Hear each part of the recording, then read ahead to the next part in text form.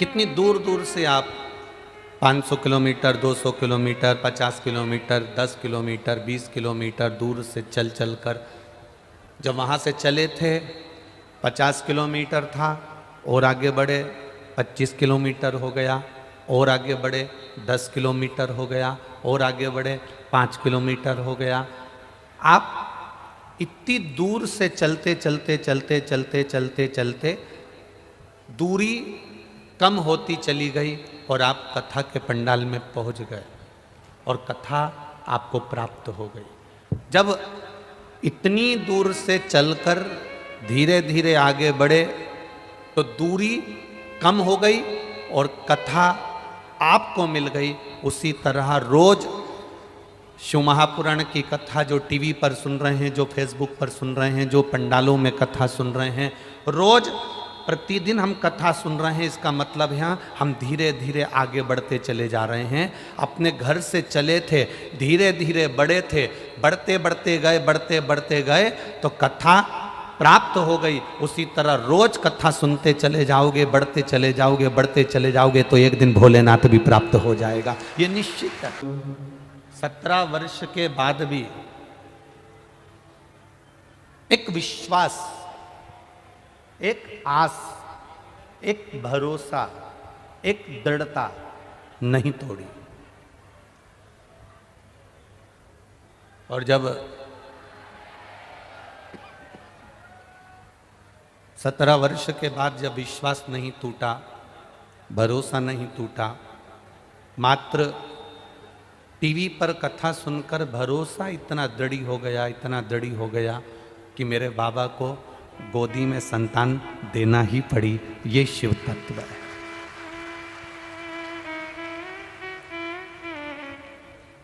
अब करो भजन।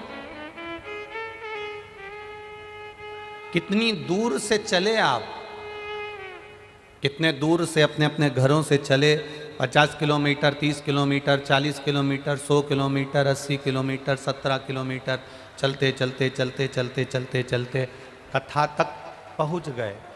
जब चलते चलते बढ़ते बढ़ते आप कथा तक पहुंच सकते हो तो ये निश्चित है कथा सुनते सुनते सुनते सुनते आप उस भोलेनाथ तक भी पहुंच सकते हो, ये निश्चित था, ये पक्का है।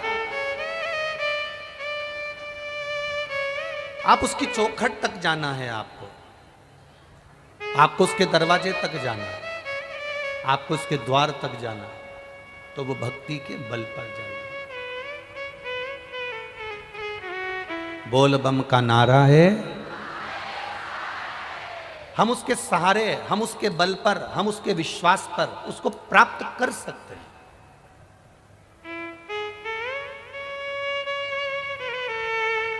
और जब हमारा भरोसा, हमारा विश्वास जब दृढ़ हो जाएगा तब परमात्मा अवश्य प्राप्त होगा, ये निश्चित।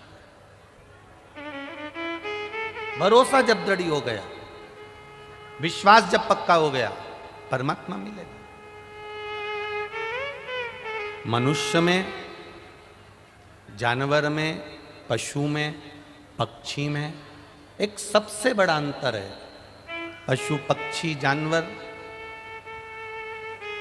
कथा श्रवण कर कर उस पथ पर नहीं चल सकते, पर मनुष्य कथा को श्रवण कर कर भगवान के सतमार्ग के पथ पर चल सकता है, वो भटकता नहीं है, ये निश्चितता है।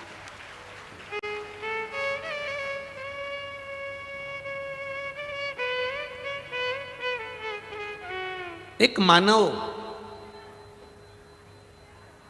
को जो ज्ञान प्राप्त होता है, अगर उस ज्ञान का उसको अहंकार नहीं हो, उस ज्ञान का उसको अभिमान नहीं हो, तो शिव महापुराण की कथा कहती है वो मानव संपूर्ण विश्व में कुछ ना कुछ अच्छा कर कर चले जाता है। पर जिसको अभिमान आ जावे, ज्ञान का अहम हो जावे, ज्ञान का अहंकार आ जावे, फिर वो परमात्मा को प्राप्त नहीं कर पाता है। एकांतेश्वर शिव महापुराण की कथा हमको यही बता रही है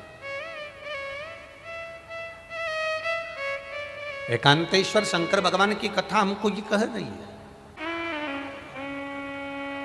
जिसने विश्वास किया, जिसने भरोसा रखा, उसने उसका हाथ पकड़ा।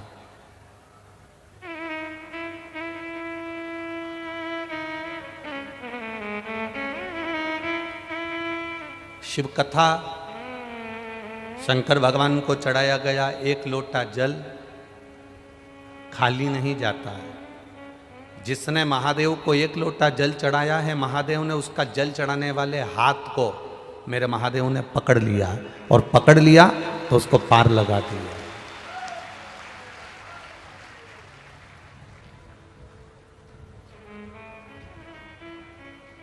संपूर्ण ब्रह्मांड का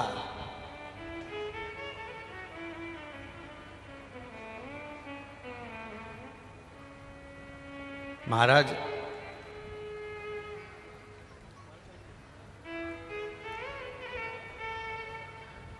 संपूर्ण ब्रह्मांड का यदि कोई संचालन करने वाला है, संपूर्ण ब्रह्मांड को अपनी मंजिल तक पहुंचाने वाला है, संपूर्ण ब्रह्मांड में अगर कहीं भक्ति का बीज भी प्रकट करने वाला है, संपूर्ण ब्रह्मांड में अगर कुछ देने की सामर्थ्यता कोई रखने वाला है, शुरू से लेकर जीवन के अंत तक प्राप्ति का केंद्र बिंदु अगर कोई प्राप्त करना चाहता है तो वो केवल शिव है। शिव के सिवाय कुछ भी नहीं, केवल शिव।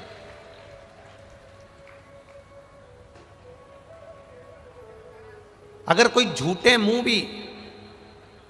मुंह से मतलब है कि कोई भगवान को नहीं मानता, भगवान के भजन में नहीं जाता, भगवान शंकर के मंदिर नहीं जाता, भगवान की कथा में नहीं जाता, भगवान के स्मरण में नहीं जाता, भगवान की पूजन में नहीं जाता, दिखावे से भी अगर कोई शंकर के मंदिर में पहुंच गया, उसका मन नहीं है, उसका चित्त नहीं है, उसका विचार नहीं है, फिर भी वो शिव के मंदिर तक अगर पहुंच गया, भले किसी के साथ गया। इतने सारे लोग अगर कथा में आए हैं तो इसमें से कुछ लोग ऐसे भी होंगे जो अपनी मम्मी को, अपने माता को, अपने पिता को, अपने चाचा को, चाची को, काका को, काकी को छोड़ने के लिए भी आए होंगे, और उन्होंने कहा मैं कथा सुनने नहीं बैठूंगा, बस आपको छोड़ूंगा, चले जाऊंगा।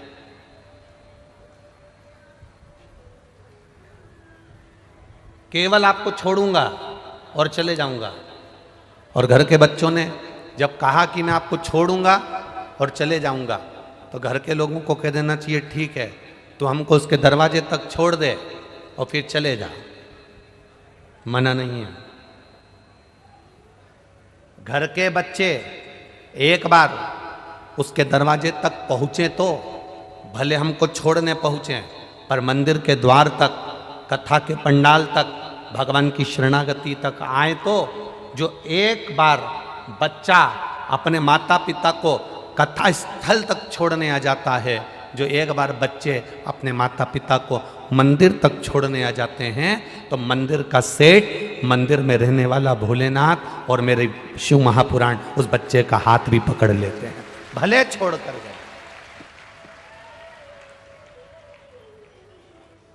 भले वो छोड़ कर क्यों ना गया।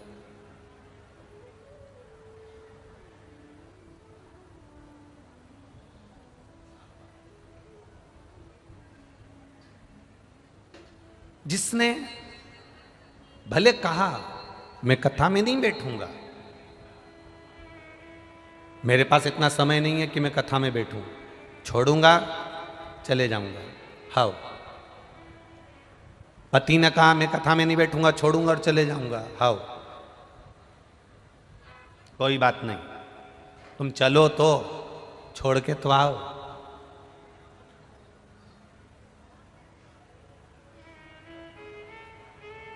जमाई, जीजा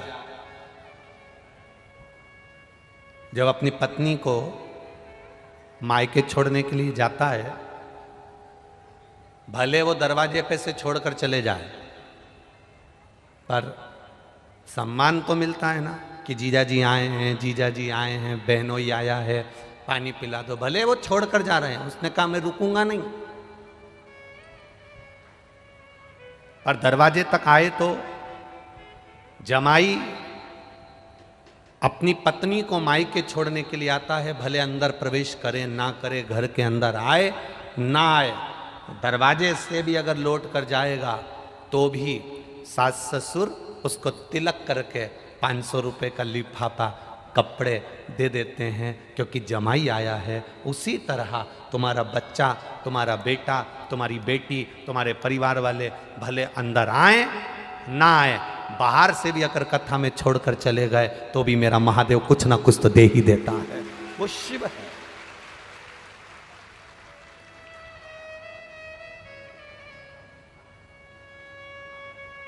मैंने तेरे ही भरोसे बाबा, तेरे ही भरोसे हवा बिच उड़ती जावागे बाबा, डोर हतो छड़ीना में कटी जावागी।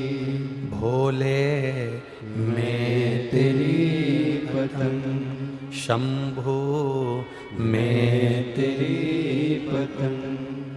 शिव पुराण कह रही है, एक छोटे से पत्थर को घर में रखकर जल चढ़ाना चालू कर दोगे, पूजना चालू कर दोगे, पूजते रहोगे, पूजते रहोगे, पूजते रहोगे, तो पत्थर में भी प्राण आ जाते हैं और पत्थर की भी प्राण प्रतिष्ठा हो जाती है।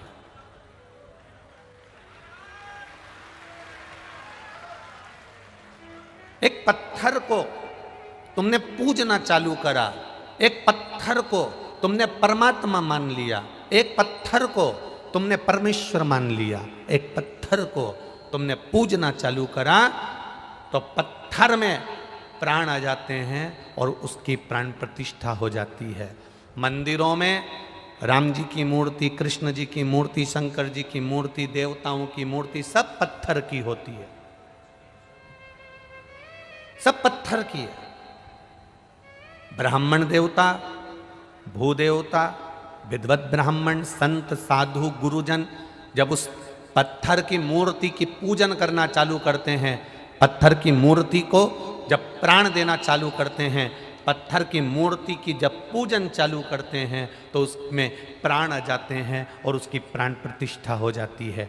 एक पत्थर को पूजना चालू करोगे, बार बार जल चढ़ाना चालू करोगे, बार बार उसके ऊपर बेलपत्र चढ़ाना चालू करोगे, बार बार आप उसकी पूजन करना चालू करोगे, तो पत्थर में प्राण आ जाते हैं, प्राण प्रतिष्ठा हो जाती है और आपकी मनोकामना पूर्ण होने लगती है। उसी तरह जब आप रोज रोज भगवान की कथा सुनते चले जाओगे, भले टीवी पर सुन रहे हो, भले फेसबुक यूट्यूब पर सुन रहे हो, भले मोबाइल पर सुन रहे हो, भले पंडाल में सुन रहे हो, बार बार भजन गाते चले जाओगे, बार बार पूजन करते चले जाओगे, बार बार कथा सुनते चले जाओगे, जितनी बार कथा सुनते चले जाओगे, चले जाओगे, चले जाओगे, उतना वो कथा, वो भजन की प्राण प्रतिष्ठा हो जाएगी और आपकी कामना पूर्ण हो जाएगी।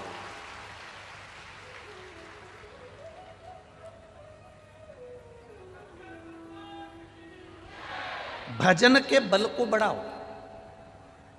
दिखावे को मत बढ़ाना। आज के जमाने में बहुत नौटंकी चल रही है दादा, बहुत दिखावा चल रहा है। इनके यहाँ जाओगे तो काम हो जाएगा, उनके यहाँ जाओगे तो काम हो जाएगा, इनके यहाँ चले जाओ तो काम हो जाएगा। इतना याद रखना, दुख उसने दिया है तो कोई नहीं काटेगा। किसी की सामर्थ्यता नहीं कि तुम्हारे दुख को काट दे, दुख काटने की सामर्थ्यता केवल महादेव की। सारी दुनिया के लोग लगे रहेंगे। आज के जमाने में ढोंग, प्रपंच, छल, बेईमानी, कपट इतनी ज्यादा मात्रा में हो गई है कि दुनिया के लोग भ्रम में जी रहे हैं, भ्रांतियों में पड़े हुए।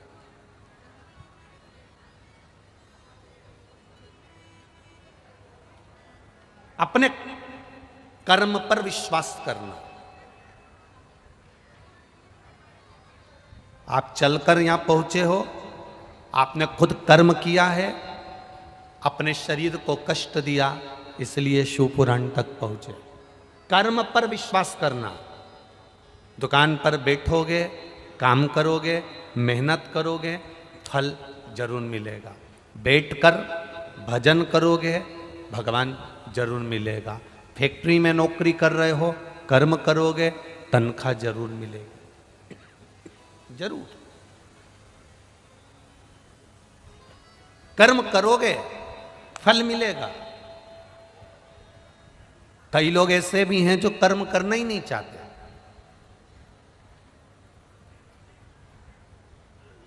हमें काम ही नहीं करना।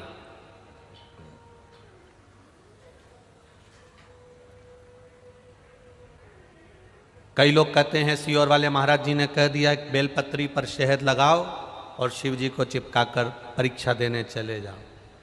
सीहोर वाले महाराज की आधी बात तो आपने सुनी कि बेलपत्री पर शहद लगाकर शंकर जी को चिपकाकर चले जाना, और लोगों ने उस क्लिप को भी आधा काट कर टीवियों पर चला दिया, पर उसको पूरा नहीं सुना कि सीहोर वाले महाराज ने कहा था पहले अपना कर्म करते जाना, पढ़ाई करते जाना, विद्या अध्ययन करते जाना, अपने कर्म को करते करते आगे बढ़ना, फिर शंकर भगवान पर एक बेलपत्री चिपकाकर उस पर भरोसा कर कर फिर चले जाना, कार्य पूर्ण हो जाएगा। ये विश्वास के साथ करिए। एक पत्र आया है,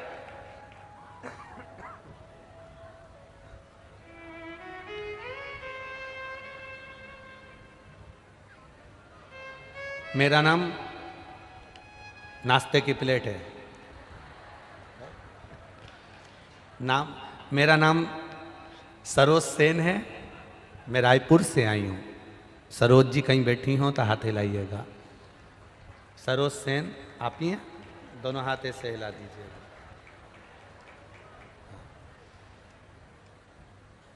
मेरा नाम सरोज सेन है, ऐसा हाथ हिला दो एक बार। चैनल वालों को दिखा कि नहीं दिखा है? दिखे? मेरा नाम सरोज सेन है, मैं रायपुर से आई हूँ। गुरुजी, मैं रायपुर की कथा में भोलेनाथ जी से एक प्रार्थना कर कर गई थी। आप कहते हो कथा के पंडाल में जो बैठकर श्री शिवाय नमस्तुभ्यम साथ में आपके बोलता है ना गुरुजी, और जो मन से मांग लेता है बाबा उसको 3 महीने में दे देता है। मैंने रायपुर की कथा में देख लिया है। गुरुदेव, रायपुर की कथा में भोलेनाथ जी से कथा में बैठकर मैंने केवल बाबा से प्रार्थना करी थी, बाबा मकान नहीं, आप ऐसी कृपा कर देना कि मेरा मकान डबल तिबल मंजिल का बन जाए, बस इतनी कृपा आप कर देना। गुरुदेव, बाबा से प्रार्थना कर कर आई थी और कहा था जब अगली कथा कहीं पर पास में होगी जरूर जाऊंगी। शिव कृपा से मेरा मोबाइल नंबर ये है गुरुदेव। लोग हंसी उड़ाते हैं कि शिवजी पर जल चढ़ाने से या कथा सुनने से ऐसा हो सकता है। मैं छाती ठोक कर कहती हूँ मेरे बाबा ने मुझे 3 मंजिल का मकान दे दिया। मैं बाबा को यहाँ प्रणाम करूँगा। बन गया बाबू? दोनों हाथ एक बार हिला दीजिए। हर हर महादेव। बोल बम का नारा है। यहां सीहोर वाला महाराज कुछ नहीं करेगा, और ना किसी महाराज की सामर्थ्यता है कि वो कुछ कर दे या आपका दुख मिटा दे। किसी महाराज की सामर्थ्यता नहीं है कि तुम्हारे दुख को मिटा दे। तुम्हारे दुख को तुम स्वयं भगवान की भक्ति कर कर, भजन कर कर, एक लोटा जल चढ़ाकर, शिव की आराधना कर कर, आप स्वयं अपना कर्म कर कर, मेहनत कर कर आप अपने भाग्य को लिख सकते हो और आगे बढ़ सकते हो। किसी की सामर्थ्यता में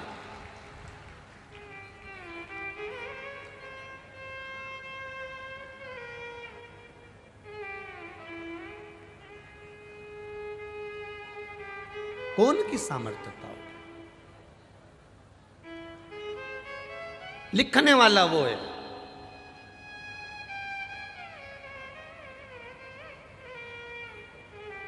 श्री मार्कंडे बाबा की उम्र कितनी सीधी। श्री मार्कंडू जी ने, उनकी धर्मपत्नी जी ने तप करा, साधना करी, संतान का सुख नहीं है। संतान का सुख नहीं है। देवताओं ने भाग्य लिख दिया कि इसकी किस्मत में संतान का सुख नहीं है। देवताओं का काम है भाग्य लिखना, ब्रह्मा जी का काम है भाग्य लिखना, भगवान विष्णु का काम है भाग्य लिखना। देवताओं ने लिख दिया भाग्य में कि तुम्हारे यहाँ संतान का सुख नहीं है, तुम्हारे यहाँ मकान का सुख नहीं है, तुम्हारे यहाँ नौकरी का सुख नहीं है, तुम्हारे यहाँ विवाह का सुख नहीं है। लिखने वाले ने लिख दिया कि तुम्हारे भाग्य में ये सुख नहीं है। भाग्य लिखना देवताओं का काम है, पर भाग्य बदलना महादेव का काम है। इन्होंने लिख दिया कि इसमें ये सुख नहीं है, उन्होंने लिख दिया कि इसमें भाग्य में तुम्हारी ये लिखा नहीं है।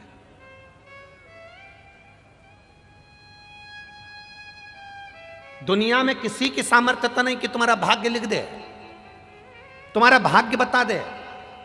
सामर्थ्यता केवल एक देवाधिदेव महादेव की है। इंसान को खुद को नहीं मालूम कि उसके साथ में अगला एक कदम बाद क्या होने वाला है। इंसान को खुद नहीं मालूम कि 2 कदम चलने के बाद क्या होने वाला है।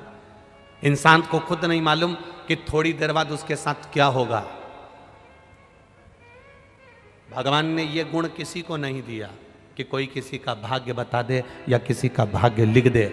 हाँ, जो परमात्मा ने लिखा है वो मृत्यु लोक में आकर भोगना हमको है। पर जितना हम शंकर का भजन कर सकते हैं, जितना भगवान की कथा सुन सकते हैं, उससे हमें बल मिलता है, उससे बल। मार्कंडू जी के यहां संतान का सुख नहीं है।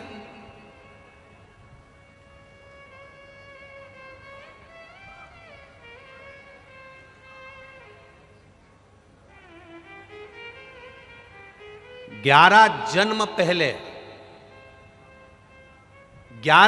पहले कौन थे ये मार्कंडू जी? एक 11 जन्म पहले एक वैश्य, व्यापार करने वाले,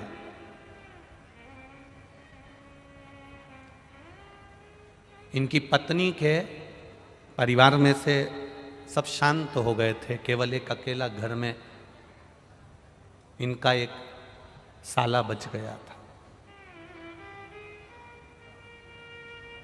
जैसे धृतराष्ट्र के यहां भी एक साला बच गया था। कौन था वो? शकुनी मामा बच गया था।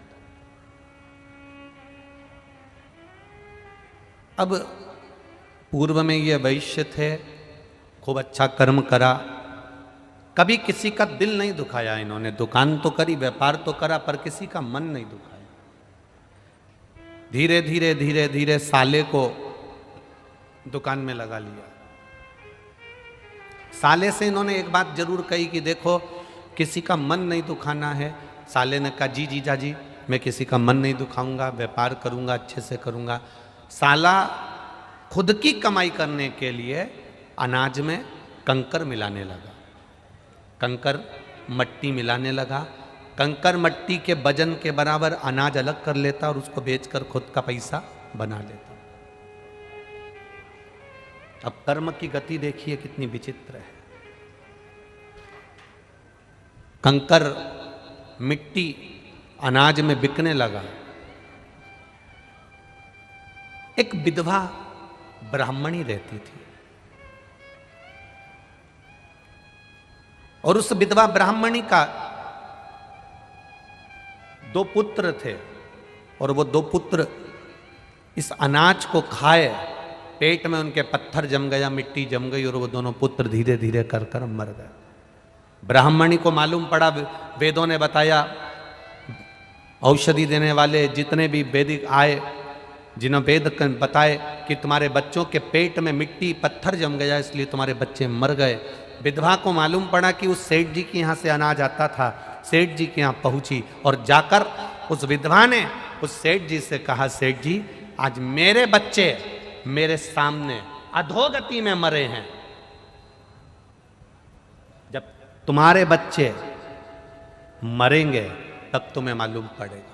और एक जन्म में नहीं, कई जन्म में तुम्हारे बच्चों के साथ यही होगा। सेठ जी के घर में भी 2 लड़के थे, दोनों अधोगति में मर गए। सेठ जी के प्राण छूट गए। गलती करी केवल एक उस साले ने।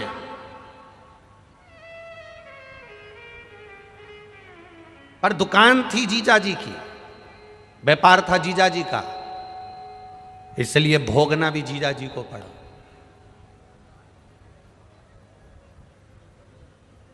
भोगना भी जीजा जी को पड़ा।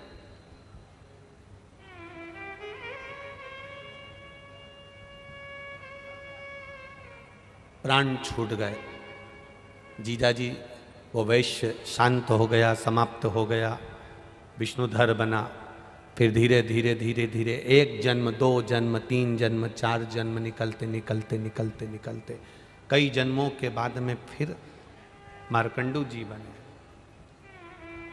संतान का सुख नहीं हुआ इनके, संतान प्राप्ति नहीं हुई। किसी ने कहा भगवान शिव की आराधना करो। शंकर भगवान की आराधना करने के लिए एक वीरान जंगल में, वीरान क्षेत्र में, जहां कोई नहीं जाता, वहां पर मार्कंडू जी पहुंच गए। अपनी पत्नी के साथ एक शिवलिंग का निर्माण करे, पूजन करी, आराधना करी, बाबा से विनय करी। रोज प्रतिदिन शिव की आराधना, एकांत में रखे हुए शिव का पूजन 3 चीजें देता है। बहुत अच्छे से समझ लेना इनका एकांतेश्वर महादेव की कथा। एकांत में रखा हुआ शिवलिंग, एकांत में रखे हुए शिव जी की पूजन 3 चीजें देती है। पहला, हमारी उम्र बढ़ाती है। दूसरा, बड़ी बीमारी शरीर में एकांत का शिवलिंग कभी नहीं आने देता। और तीसरा, हमारे जीवन में कभी वैभव की, सत्ता की और लक्ष्मी की कमी नहीं आने देता। ये एकांतेश्वर। एकांतेश्वर का मतलब क्या है? जो एकांत में बैठा हुआ है, अलमस्त। ऊपर छांव है, नहीं है। मंदिर के ऊपर शिखर है, नहीं है तो भी ठीक, नहीं है तो भी ठीक। ओटले पर शिवलिंग रखा है, अकेला बैठा है। ना तो पार्वती उनके पास में बैठी दिख रही हैं, ना कोई बैठा दिख रहा है, ना गणेश जी दिख रहे हैं, ना कार्तिकेय दिख रहे हैं। बैठे हैं तो ठीक, नहीं है तो अकेला नंदी सामने बैठा है और शिव जी का शिवलिंग रखा है।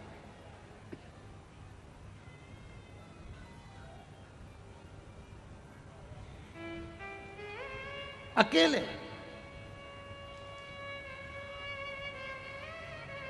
कई लोग हमसे कहते हैं गुरुजी, हमारे गांव में शंकर जी का मंदिर है, और शंकर जी के मंदिर के अंदर पार्वती जी नहीं है, गणेश जी नहीं है, कार्तिकेय जी नहीं है, केवल नंदी है और शंकर जी हैं। तो क्या हम पार्वती जी, कार्तिकेय जी, गणेश जी को बिठा दें? हमने कहा कितने साल से नहीं है? अरे गुरुजी, हमारे तो दादा परदादा के समय का है, कम से कम 100, 150, 200 साल का है। वो मंदिर ऐसा कैसा ही है, टूटा फूटा है, भंगार सा है। उसमें ना गणेश जी हैं, ना देवी जी पार्वती जी हैं, ना कार्तिकेय जी, नंदी है, शंकर जी हैं। और शिवलिंग भी ऐसा हो रहा है, खंडित खंडित सा हो रहा है। तो क्या हम वहाँ दूसरे देवी जी को, पार्वती जी को, गणेश जी को, कार्तिकेय जी को बिठा दें?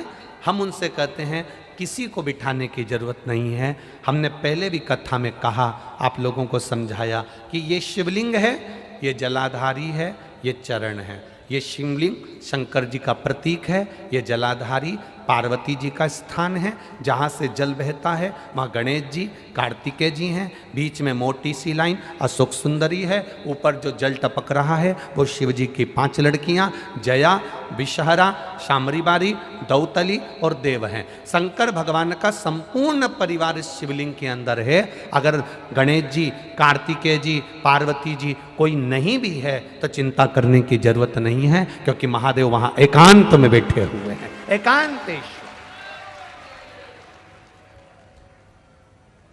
कोई कहता है शिवलिंग खंडित हो रहा है, शंकर भगवान का शिवलिंग कई कई जगह से खंडित होते चले जा रहा है, क्या हम उसको बदल दें? बिजली महादेव मनाली में एक शंकर भगवान का ऐसा मंदिर है जिस पर बिजली गिरती है, शंकर जी के टुकड़े टुकड़े हो जाते हैं, मक्खन से उसको जोड़ा जाता है, वो भी तो खंडित होता है। खंडित हो भी गया, प्राचीन है, पुराना है, तो वो साधारण नहीं है, वो भी एकांतेश्वर।